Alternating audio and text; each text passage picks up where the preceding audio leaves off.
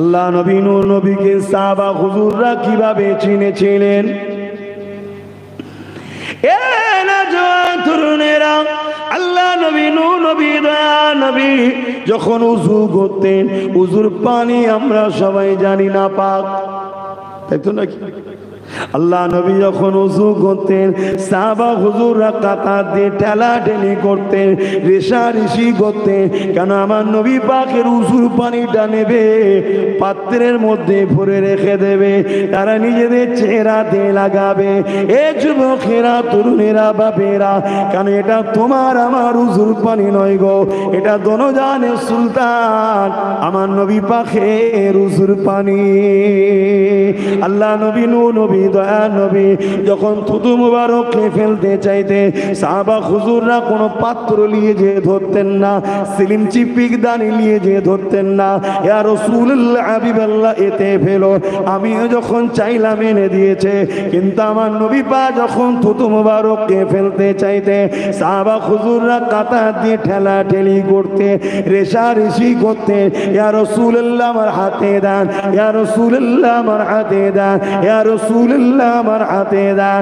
যে সাহাবী নবী পাকের থুতু মুবারককে নিজের হাতে পেত, ওই সাহাবীটা নিজের চেহারা মুবারকে লাগাতো।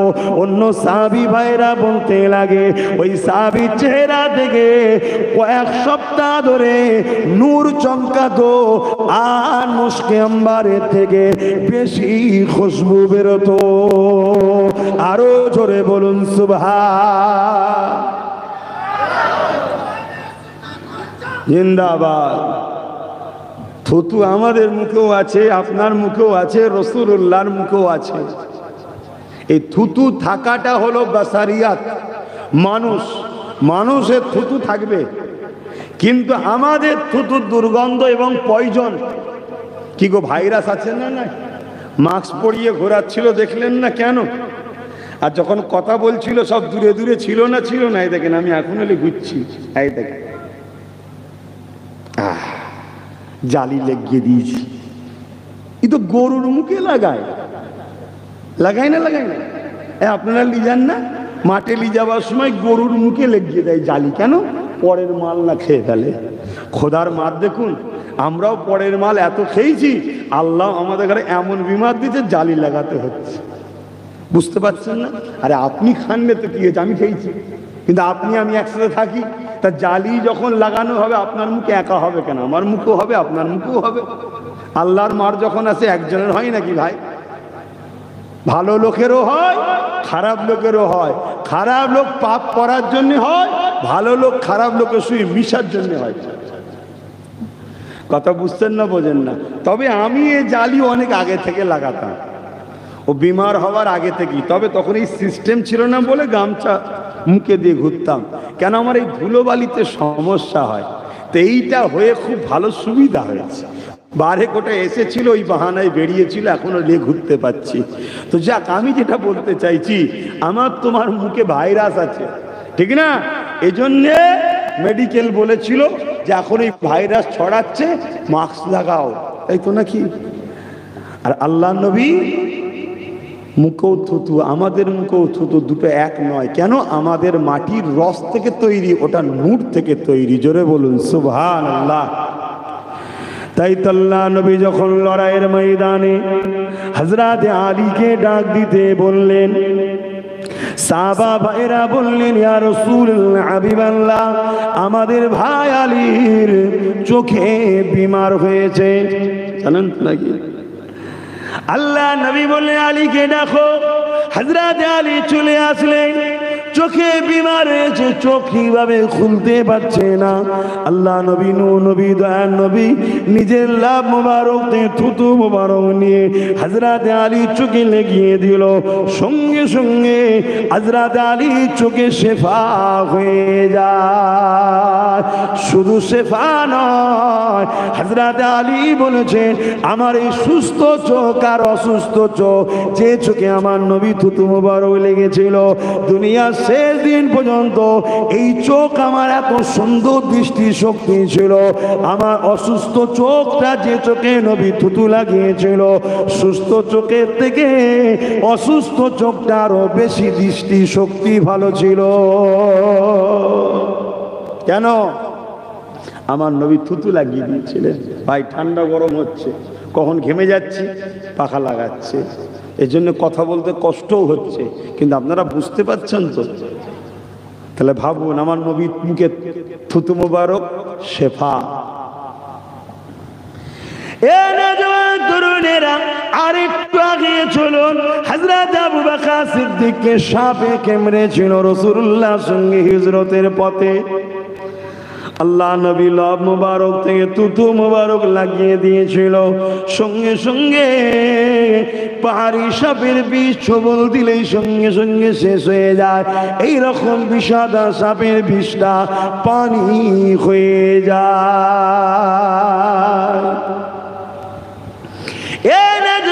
তরুণেরা, আমার আগে ইমাম সাহেব বদরের কথা বলছিল না? ওই বদরের জমিনে দুটো বাচ্চা গিয়েছিল, একজনের নাম হলো মাজ, একজনের নাম মুআজ। দুজন সাহাবী ছোট ছোট বাচ্চা আমার রাসূলুল্লাহর জন্য হকের পক্ষে দাঁড়িয়ে সন্ত্রাস আবু জেহেল বাহিনীর বিরুদ্ধে লড়াই করতে এসেছিল। আল্লাহ নবীর সাহাবী ওই ছোট্ট এক সাহাবীর হাতেতে আবু জেহেল বাহিনীর তরোয়াল এসে লেগে যায়। বাচ্চা ছেলের হাতটা কেটে গিয়ে ছোট্ট একটা চামড়ার সঙ্গে হাতটা ঝুলেছিল। ছোট্ট বাচ্চা সাহাবীর হাত দিয়ে লড়াই করতে বড় অসুবিধে হচ্ছিল, বাধা হচ্ছিল। একটা পা দিয়ে ওই পাকে চাপ দিয়ে আর এমন করে পায়ের হাতের উপরে পা তুলে দিয়ে টান দিয়ে পুরো হাতটাকে ছিঁড়ে দিয়ে যাতে করে ডিস্টার্ব না হয়, লড়াইয়ের ময়দানে লড়াই করতেছিল। অনেক বড় কথা যে কথা বলতেছি, লড়াই শেষ হয়ে যায়, কামিয়াবি হয়ে যায়। দুই ভাইয়ের মধ্যে রেসাজি হতে লেগেছে। ইয়া রাসূলুল্লাহ, হাবিবাল্লাহ, আমি আবু জেহেলকে মেরেছি। আর এক ভাই বলছে আমি মেরেছি। আল্লাহ পাক জিবরাইলকে পাঠিয়ে দিলেন, ইয়া রাসূলুল্লাহ, ইয়া হাবিবাল্লাহ, আমার আল্লাহ পাকের খাতায় লেখা হয়ে গেছে এরা দুইজন মিলে ইসলামের দুশমন আবু জেহেলকে মেরেছে। কিন্তু আমি যে বিষয়টা বলতে লেগেছি, ওই যে সাহাবী, ছোট্ট সাহাবীর হাতটা কাটা ছিল, পায়ের হাতের উপরে পা দিয়ে টেনে খুলে ফেলেছিল। ওই হাতকে বদরের জমিন থেকে আনার পরে আল্লাহ নবী ওই জায়গায় লাগিয়ে দিয়ে নিজের মুখ মুবারক থেকে থুতু নিয়ে ওই সাহাবীর ওই জায়গাতে লাগিয়ে দিয়েছিল। ওই সাহাবীর হাত আল্লাহ পাকের দয়ায় জুড়ে গিয়েছিল। আরে তোমার মেডিকেলের অপারেশনের কি কথা শোনাও, আমার কাছ থেকে শোনো। আমার নবী পাকের থুতু মুবারক লাগার সাথে সাথে ওই সাহাবী বড় হয়েছে, সংসার করেছে, ওই হাতকে ব্যবহার করেছে। একটা আগে থেকে সুস্থ হাত, আর একটা কাটা হাত, নবীর থুতু লেগে জোড়া হাত। আল্লাহ নবীর ওই সাহাবী বলতে লেগেছে, আমার নবীর থুতু লাগা ওই কাটা হাতে আমি এত জোর পেতাম, আমার সুস্থ হাতে অত জোর পেতাম না।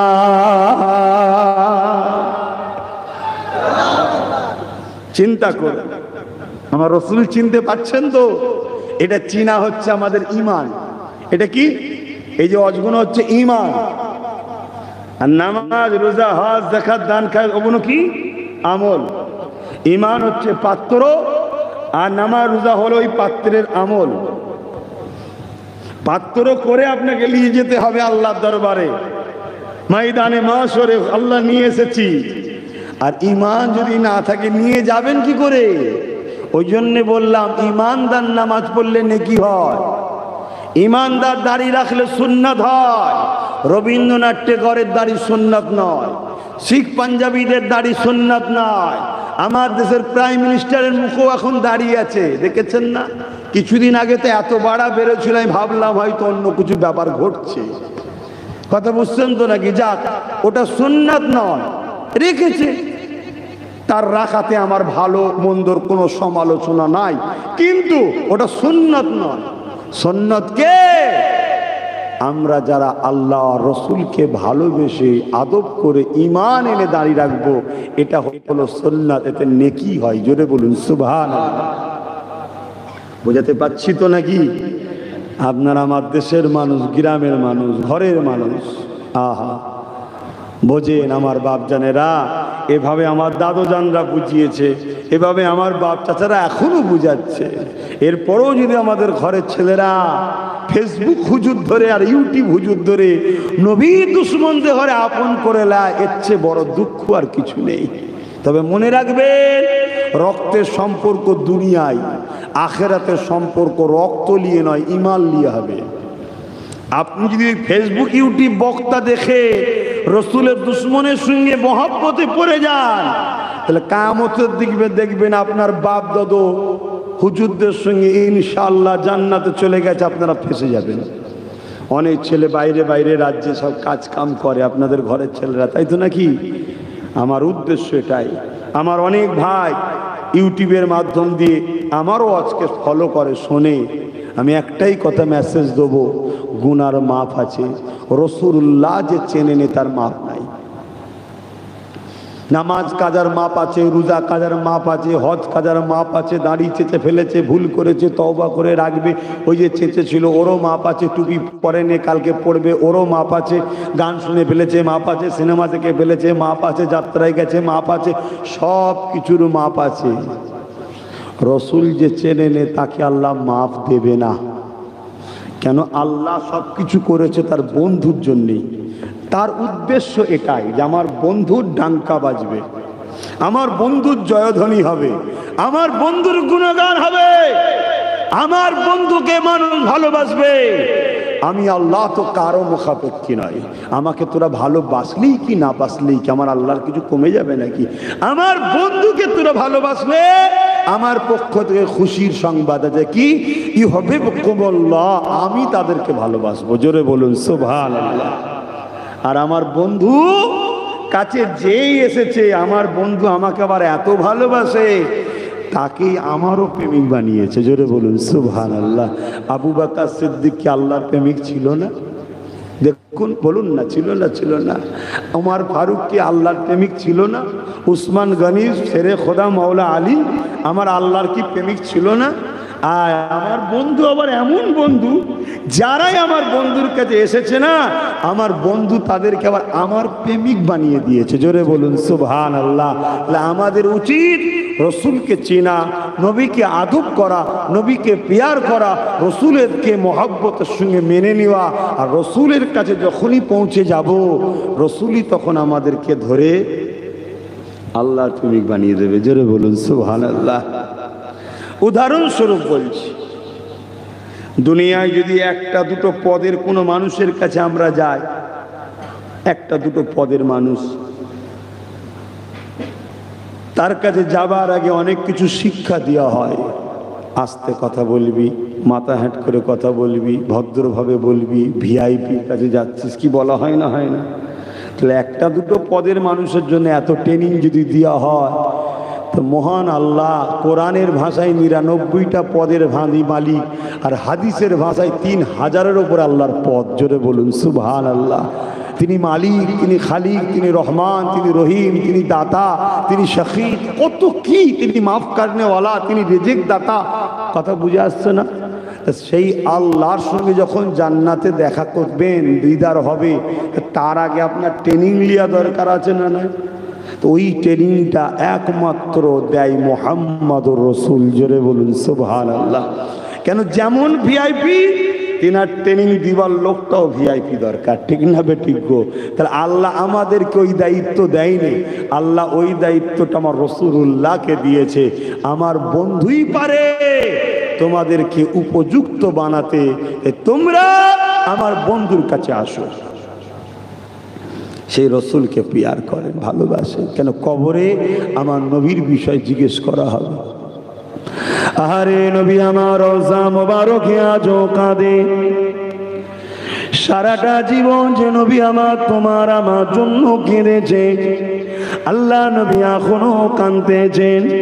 এমনকি নবী আমার যখন দুনিয়া জমিন থেকে চলে যাবেন, নবী আমার বিছানাতে শুয়ে রয়েছেন, হযরত জিবরাইল মিকাইল আজরাইল চলে আসলো, আল্লাহ নবীকে সালাম দিয়ে ভেতরে ঢুকলো। আল্লাহ নবী বলতে লাগলে, আজরাইল কি খবর? ইয়া রাসূলুল্লাহ, হাবিবাল্লাহ, আপনি দুনিয়া জমিনে থাকবেন না আল্লাহ পাকের ডাকে সাড়া দিয়ে রওনা দেবেন? এ যুবকেরা, তরুণীরা, বাপেরা, এটা আমার নবীর জন্য খাস। আজরাইল এসে কখনো কাউকে জিজ্ঞাসা করবে না তুমি দুনিয়ায় থাকবে না চলে যাবে, এটা একমাত্র আমার রাসূলুল্লাহর জন্য আল্লাহ পাঠিয়েছে। ও হযরত আজরাইল দুনিয়া জমিনে যাবে, আমার হাবিবকে সালাম দেবে, ইজাজত দিলে ঘরে ঢুকবে, ঢুকে গিয়ে জিজ্ঞাসা করবে থাকবেন না যাবে। ভাবছেন আমার কথা? শুনছেন তো নাকি? ভাবুন তো। হে আজরাইল, আমি দাদা হুজুরের চতুর্থ প্রজন্ম, শুনবে আমার কথা? যদিও বা হালকা করে জান কবজ করতে পাকামু হচ্ছে, কথা মাথায় ঢুকছে না? ঢুকে নেই। এই কারো কথা শুনে আজরাইল? সেই নমরুদের কি বলে সাদ্দাতের কথা মনে নেই? আল্লাহর সঙ্গে পাল্লা দিয়ে জান্নাত তৈরি করলো। হ্যাঁ, হযরতে আজরাইলকে আল্লাহ জিজ্ঞেস করেছিল, তুমি তো এত লোকের জান কবজ করো, তোমার কি কখনো কারো জান কবজ করতে মায়া লেগেছে? আজরাইল বলছে, আল্লাহ, দুজনের জান কবজ করতে গিয়ে আমার মায়া লেগেছিল। কখন? যখন একটা মহিলার বাচ্চা প্রস্রাব হচ্ছিল, তুফানের মধ্যে মহিলাটা ভাসছিল, বিশাল স্রোতে, তুফানে। যেমন এখন গজব, গজব বলবো না, আল্লাহ সজাগ করার জন্য দুবাইয়ের তুফান দিয়েছে। দুবাই জানেন না? দামি দামি সব গাড়ি চাপ সব পানির স্রোতে ভেসে চলে যাচ্ছে। একতলা কোনো জায়গায় এক বুক সব পানিতে ডুবে আছে, এখনো ডুবে আছে। এটা গজব বলবো না, আল্লাহর গজব আরো ভয়ঙ্কর হয়। এটা শুধুমাত্র একবার লাড়া দিল যে সুধরে যা, সতর্ক সতর্ক করছে আল্লাহ। এই যে গরম, এটা গজব নয়, এটা আমাদেরকে আল্লাহ সতর্ক করছে, সুধরে যা। ডবল এসি নাই ঘরে লাগালি, ময়দানে মাসরে কি হবে? সুধরে যা। গরিবকে লুটিস না, এতিমকে লুটিস না, বিধবার উপরে জুলুম করিস না, বড়দেরকে অসম্মান করিস না, ছোটদেরকে স্নেহ কর, ভালোবাস, ছোটদের উপরে জুলুম করিস না। নামাজ পড়, রোজা রাখ, মা বাপকে ভালোবাস, সমাজে ইনসাফ ইনসানিয়াত প্রতিষ্ঠিত কর, হারাম খাস না। এগুলো সব আল্লাহ আমাদেরকে সিগন্যাল দিচ্ছে, সুধরে যা। এসব হয়ে দেখাচ্ছে। তো দুবাই পৃথিবীর একটা ধনী দেশ, এক একটা গাড়ির দামে কারো 50 কোটি, কারো 60 কোটি, কারো 100 কোটি, 90 কোটি করে সব গাড়ি। হ্যাঁ, সব পানিতে ভেসে স্রোতের মতো, ওই পাটকাঠির মতো বা ধানের বিচিলির মতো সব ভেসে ভেসে চলে যাচ্ছে, পড়ে চলে যাচ্ছে। সব টেকনোলজি এত উন্নত, সব ঘরে দরজা দিয়ে দোপরে উঠে বসে আছে। কেন? আল্লাহ ওদেরকে এত দিয়েছে, কিন্তু গরিবকে ওরা দেখে না। বিশ্বের কোটি কোটি গরিব অসহায় প্যালেস্তাইনবাসীর মতো এই রোজার মাসে বনের পাতা, গাছের পাতা খেয়ে ইফতার করছে, সেহরি করছে, আর এরা কোটি কোটি টাকা নিয়ে বাড়ে উড়াচ্ছে, ফুর্তি করছে, মজা করছে, নারীদের পিছনে খরচ করছে। পাশাপাশি নিজেদের রাজত্বকে কায়েম রাখার জন্য ইসলামের দুশ্মন দেশগুলোকে হাওয়া দিচ্ছে, দালালি করছে তাদের। খোদার মার হবে না, তে শুধু টাচ করে চাল্লা, এখনো হয়নি, এখনো হয় নাই, হবে। পৃথিবীতে একটা একটা ভূমিকম্প হবে, পৃথিবীর একটা একটা অংশ পুরো ধসে মাটির তলায় চলে যাবে। পৃথিবীতে 3টে সবচেয়ে ভয়ঙ্কর ভূমিকম্প হবে, সেটা এখনো হয়নি। এতেই যা ছোট ছোট হচ্ছে, ওই দেখে আমরা কেমন হয়ে যাচ্ছি, তাহলে সেইগুলো যখন হবে কেমন হবে? আমার তো ভয় হচ্ছে আমার বাংলাতেও না কোনো গজব এসে যায়, যা আবহাওয়া, এই জন্য এটা কেমন লাগছে না? হ্যাঁ, মানুষ শুয়ে শান্তি নেই, রাত 12টা 1টা 2টো তাও শুয়ে শান্তি হচ্ছে না। ফজরের আজান দিতে না দিতে আবার সূর্য উঠে তাপ। বুঝতে পারছেন না? পারেন? এসির হাওয়া তো শান্তি নেই, চ্যাট চ্যাট করছে হাওয়া। আল্লাহ মাফ করুক। একবার আমফান নাকি সাইক্লোন নাকি হয়েছিল না, আইলা বিশাল ঝড় হয়েছিল নাকি আমফান। ও আমি দরবারের নিচেই বসেছিলাম, যেন মনে পুরো বিল্ডিংটা লড়ছে, মানে সরছে এরকম মনে হচ্ছে। আমি তো চোখ বন্ধ করে দিয়েছি, তা খাইনি, আর চোখ বন্ধ করে তওবা করছে। ওই সময় তওবাটা কোনোদিন যদি কবুল না হয়, আমার বিশ্বাস ওই দিন কবুল হয়েছে। ওটা অন্য তওবা হচ্ছে। তখন যেন মনে হচ্ছে একদম আজরাইল এসে গেছে, এই তওবা হচ্ছে। আর যেই ঠান্ডা হয়ে গেল আবার সেজে কেসে, কি গো ভুল বলছি? আল্লাহ ভালোবাসে বলে মাঝে মাঝে এগুলো দিয়ে আমাদেরকে তওবা করিয়ে নেয়, সুযোগ দেয়। এ থেকে মোমেন জয় শিক্ষা পেয়ে যায়। আর যে মোমেন হয় না, পুকুরের ন্যায় যেমন টানলে কিছুক্ষণ সোজা থাকে, আবার সেই যে সেই। কি আমার আব্বা জানেরা অসুবিধা হচ্ছে, একটু বলবো না, দোয়া করতে? বাপ জানেদের অসুবিধা হচ্ছে না তো? আপনারা যান মাঝে মাঝে ঘুরতে নলেজ সিটিতে, মুরব্বীরা যান, একটু হাওয়া খেতে যাবেন না? রাগ হচ্ছে আমি করছি বলে? ঠিক আমার বাপ গুলো রাগ হচ্ছে? যাবেন ঘুরতে। কি হবে ঘুরতে গেলে? পুরাতন চাল ভাতে বাড়ে। পুরাতন চাল কি হয়? ভাতে বাড়ে। এক ছেলেকে তার বাপ বলেছিল, তিন মাথা যার বুদ্ধি লিবি তার। তিন মাথা যার বুদ্ধি লিবি তার। তিন মাথা কার গো, বুঝতে পারছেন না? হ্যাঁ, এই একটার এই যে দুটো যখন এক জায়গায় হয়ে যায়, বুদ্ধি লিবি তার। কেন বলে? যতই তুমি পণ্ডিত হও বাপ, প্র্যাকটিক্যাল বলে একটা জিনিস আছে।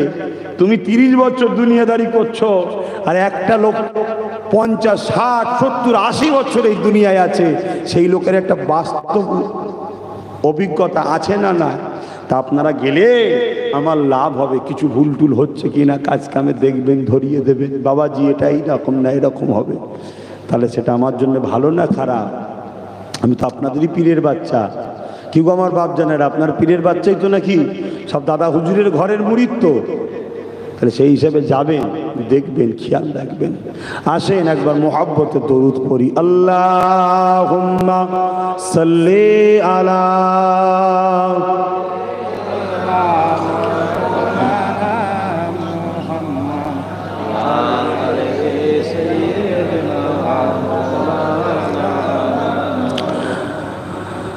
যাদের হৃদয়ে আছে আল্লাহর ভয়, তারা কভু নবী ভুলে যায় না। আল্লাহর প্রেম ছাড়া এই দুনিয়ায় কারো কাছে কোনো কিছু চাই না। যাদের হৃদয়ে আছে আল্লাহর ভয়, তারা কখনো নবী ভুলে যায় না। দিন কায়েমের পথে যারা অবিচার, তারা হলো আল্লাহর প্রিয়জন। দিন কায়েমের পথে যারা অবিচার, তারা হলো আল্লাহর প্রিয়জন। বাতিলকে যারা ভয় পায় না, সংগ্রাম করে যায় অমরণ। যাদের হৃদয়ে আছে আল্লাহর ভয়, তারা কভু নবী ভুলে যায় না। আল্লাহর প্রেম ছাড়া এই দুনিয়ায় কারো কাছে কোনো কিছু চাই না। রাতের আধারে যারা সিজদাতে রয়, দু চোখের আশাতে নদী যেন বয়। আজও অনেক মানুষ আছে রাত্রি সেজদায় পড়ে একা একা আল্লাহর কাছে কাঁদে। শোনো যুবকরা, আমি তুমি যে আজও সুখে শান্তিতে আছি, ওই রাতের অন্ধকারে কাঁদা মানুষদের ওসিলা এটা। তারা আল্লাহর কাছে কেঁদে কেঁদে সাহায্য চাই। আল্লাহ কি করা যাবে, সবই তো আপনার বান্দা, ভুল করছে, ছেলে ছোকরাগুলো আযাব দেননি, আল্লাহ শাস্তি দেননি, এইভাবে তারা কাঁদে। রাতের আধারে যারা সিজদাতে রয়, দু চোখের স্রোতে নদী যেন বয়। ছলনারা চালি যত আসো, ছলনারা চালি যত আসো, পিছনে ফিরো তাকায় না। যাদের হৃদয়ে আছে আল্লাহর ভয়, তারা কবু নবী ভুলে যায় না। আল্লাহ প্রেম ছাড়া এই দুনিয়ায় কারো কাছে কোনো কিছু চাই না। আল্লাহুম্মা সাল্লি আলা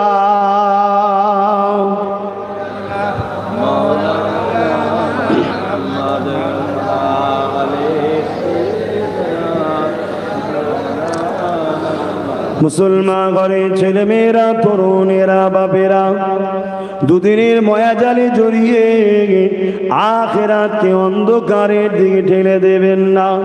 কেননা জাহান্নাম বড় কঠিন হবে। আল্লাহ নবী জানিয়ে দিলেন, জাহান্নামীদিওকে যে জিনজিল দিয়ে বাঁধা হবে, ওই জিনজিল যদি জমিনে আসমানে টাঙিয়ে দেওয়া হয়, এই পৃথিবীতে ওই জিনজিলে তাপেতে কোনো আর গাছপালা গজাতে পারবে না, সব পুরে ছারকার হয়ে যাবে। ওই জিনজিল মুখ দিয়ে ঢোকানো হবে, পায়খানা রাস্তা দিয়ে বার করানো হবে, এইভাবে তাদেরকে টেনে টেনে নিয়ে যাওয়া হবে। এ যুবকেরা, জাহান্নামীদেরকে যে যেমন করে লেবাস পরানো হবে, ওই লেবাস যদি আসমানে টাঙিয়ে দেওয়া হয়, ওর যা দুর্গন্ধ, ওই দুর্গন্ধে পৃথিবীর মানুষ হার্ট অ্যাটাক করবে, বাঁচতে পারবে না। এই বলে দিয়ে যায়, দুনিয়ার লোভ লালসার সাথে আপনি আখিরাতকে কানা করে ফেলবেন না। হালাল রুজির দিকে খেয়াল করে, হারাম থেকে দূরে থাকে, লোভ লালসা থেকে দূরে থাকে, আল্লাহকে ভালোবাসে, নবীকে চেনেন, নবীকে পেয়ার করে। যে নবী আমার সারাটা জীবন তোমার আমার জন্য কেঁদেছে, আজ রওজা মোবারকে কাঁদতেছে। আল্লাহ পাক যেদিন দুনিয়াকে ফানা করে দেবে, হযরত জিবরাইল আলাইহিস ইসরাফিলকে মানাবে। ও হযরত জিবরাইল, ও হযরত ইসরাফিল, দুনিয়া জমিনে গিয়ে আমার হাবিব কোথায় তুলে নিয়ে আসো। কেননা আজকে দিন আমি আল্লাহ বিচারের দিন করব, আমার হাবিবের নূরের মাথাতে শাফাতে তাজ পরাবো। অনেক আমার কওমের ভাইদের আকীদা, আমার ভাইদের আকীদা যে নবী নাকি শাফাত করতে পারবে না। এটা একটা চক্রান্ত আমার ভাইদের ঘরে বেঈমান বানাবার একদল ছদ্মবেশী লোকেদের দ্বারা আমাদের মধ্যে রাসূলুল্লাহর বিদ্বেষ ঢুকিয়ে দেওয়া হচ্ছে। নবী নাকি শাফাত করতে পারবে না। বলুন নাউযুবিল্লাহ। আমার নবীকে আল্লাহ তুলবেন, তিনার মাথায় শাফাআতের তাজ পড়াবেন। তিনি উম্মতের শুধু নয়, বিচারটা শুরু করবে তিনার শাফাআতের ওসিলায়। জোরে বলুন সুবহানাল্লাহ। সমস্ত উম্মতের জন্য, যেটাকে শাফাআতে কুবরা বলা হয়, বড় শাফাআত, সবার জন্য নবী বলবে। আল্লাহু আকবার। সেই নবীকে ভালোবাসেন, যিনি সমস্ত নবীর উম্মতের জন্য বলবে। সেই নবীকে যদি ভালোবাসতে পারি, তিনি কি আমাদের জন্য করবে না? তাই নওজোয়ানদের বলে দিয়ে যায়, বাপেদের মায়েদের বলে দিয়ে যায়, দুনিয়ায় কার সঙ্গে উঠা বসা করছে, কার সঙ্গে দল করছে, কার সঙ্গে আত্মীয়তা করছে, কার সঙ্গে আপনি ভালোবাসা রাখছেন, এখনো আপনাকে দেখতে হবে। কারণ আল্লাহ কোরআনে জানিয়ে দিয়েছে, আমার হাবিব, আমি আল্লাহ আপনাকে খুশি করব, এমন একজনকেও জান্নাতে ঢুকতে দেব না যারা কিনা দুনিয়া জমিনে আপনার দুশ্মনের সঙ্গে বন্ধুত্ব করেছিল, আপনার দুশ্মনকে সহযোগিতা করেছিল।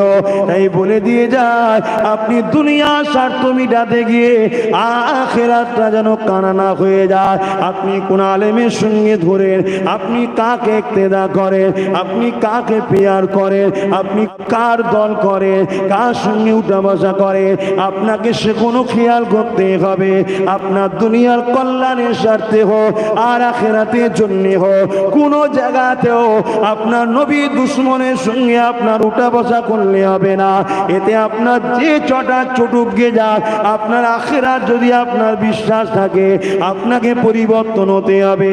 কেননা আপনি দুনিয়ার স্বার্থ মিটাতে গিয়ে নবীর দুশ্মনের সঙ্গে যদি বন্ধুত্ব করে, কিয়ামতের দিনে আমার আল্লাহ নবী পাককে খুশি করার জন্য আপনাকে কিন্তু সেই শয়তানের সঙ্গে, সেই দুশ্মনের সঙ্গে আপনাকে জাহান্নামে কিন্তু দেবে।